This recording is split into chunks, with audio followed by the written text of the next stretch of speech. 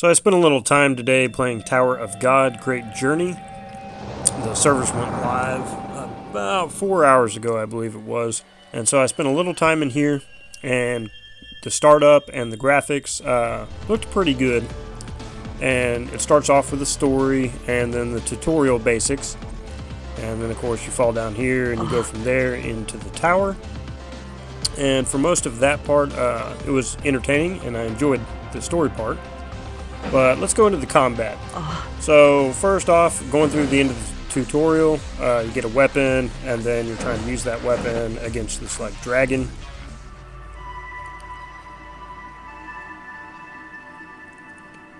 Scenes like this, I really like. These are very nice.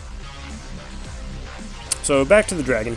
We have the ignition, and we are trying to beat this dragon to get through this little test area so we can go further into the tower.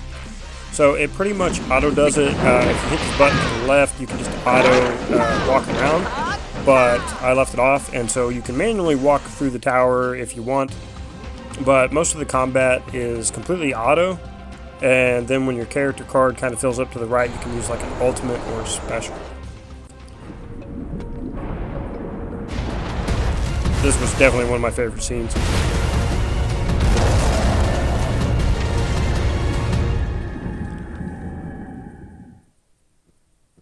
So as I said, these little scenes are very nice. They definitely look great in the game. But the fact that this is mostly an idle game kind of throws me off, because it's like it had my interest, but then the fact that I'm literally not doing anything almost kind of doesn't work for me. If you're somebody who enjoys this game or just wants to play the story or whatnot, you can always idle it on your computer while you're doing something else or whatever. I play mostly on my phone, so that just doesn't really work for me.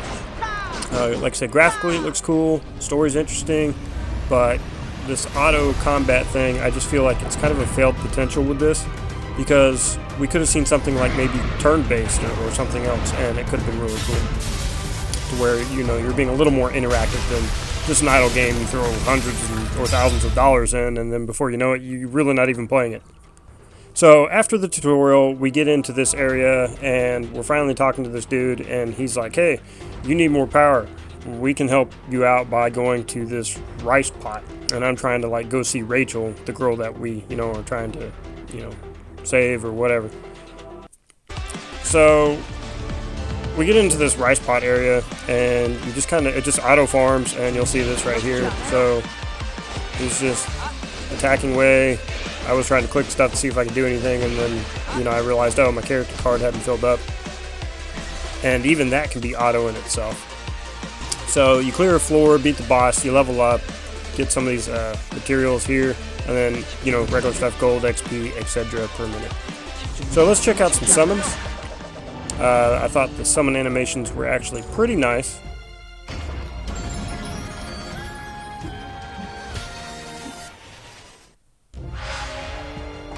And I myself have actually never seen this anime, but I am curious about it now, so I kind of want to watch it. So that's one good thing about trying this game.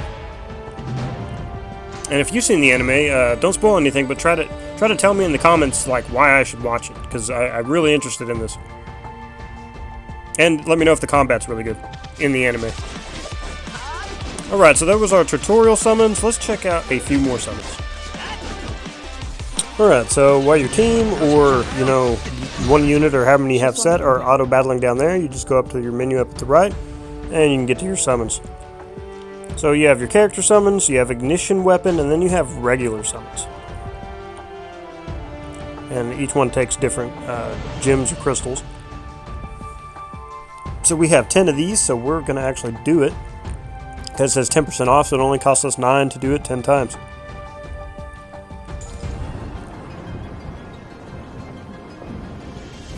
Like I said, the summon animation is pretty cool. I do like that.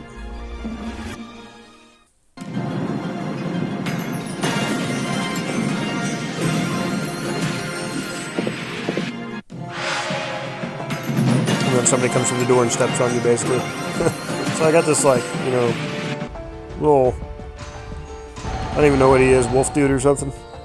But you'll see the gold to the left, so I had to click on it, and then it'll come and show you what it is.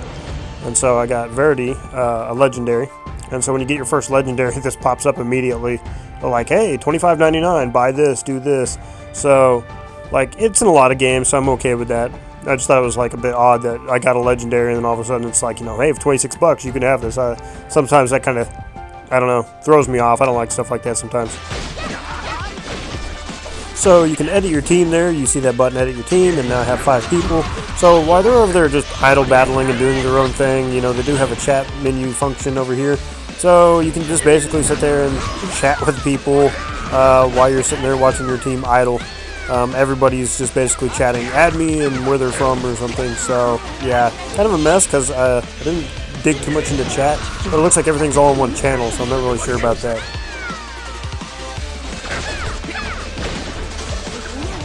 One last thing to note is I do like these little cut-in scenes, even though it's all idle battle, and they do have a lot of account level rewards over to the right and things of that nature. But my final thoughts are, you should definitely try this game out for yourself, see what you think, and then decide if you want to put time, or no time technically, into this idle game, or money. And yeah, I mean, the story's cool, so I might try to play a little bit more. But overall, I think that, the game has great cutscenes, great summon scenes. The story seems interesting. The characters look cool. A lot of things going for it, but just not enough interaction really because there's just nothing to do combat-wise. It's like I said, it's a game you can set up on your computer and then off it goes. So that's my final thoughts. Guys, remember to be well, be epic, take care, and I will see you soon.